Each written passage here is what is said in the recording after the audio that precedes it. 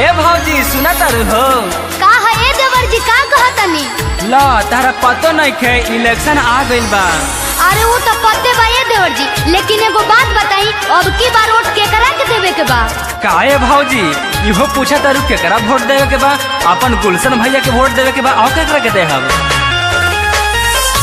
दो बारी लक्ष्मीपुर के मोतिया खोजतिया नया ये गुलाल। दो बारी लक्ष्मीपुर के मोतिया खोजतिया नया ये गुलाल।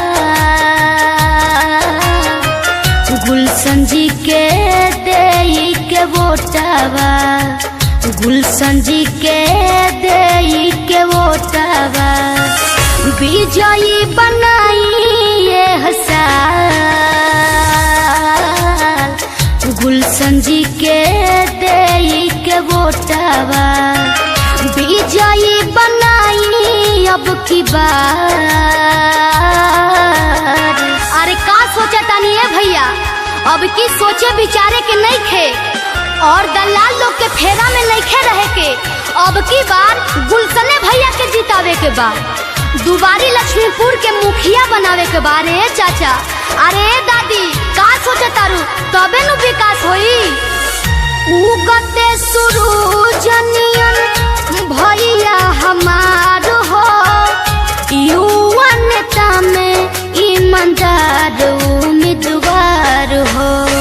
ए चाची ए चाचा, अब की बार भुलाए के नहीं खे, अब की बार गुलशने भैया के जितावे के बा।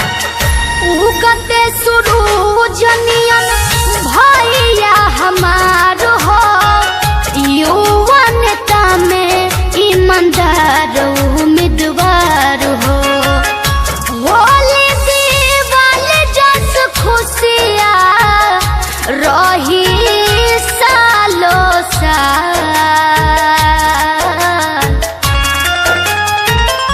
होली दिवाली जस खुशियाँ रही सालों साल। गुलशन जी के देई के वोटवा, गुलशन जी के देई के वोटवा विजयी बनाई अब की बार।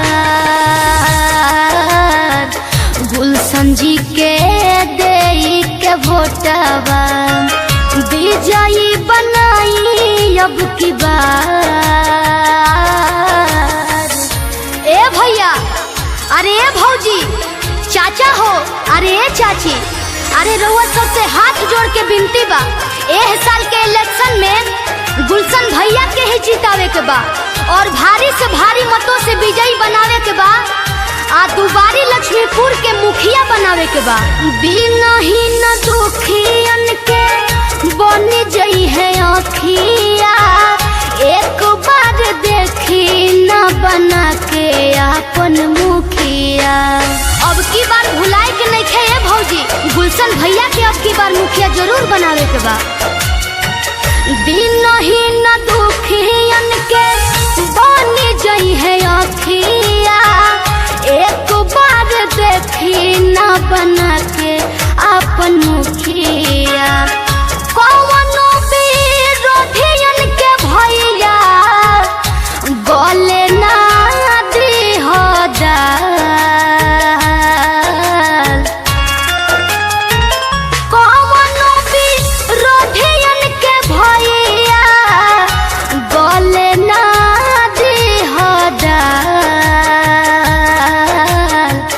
गुलशन जी के देई के वोटवा, गुलशन जी के देई के वोटवा विजयी बनाई ये हसाल।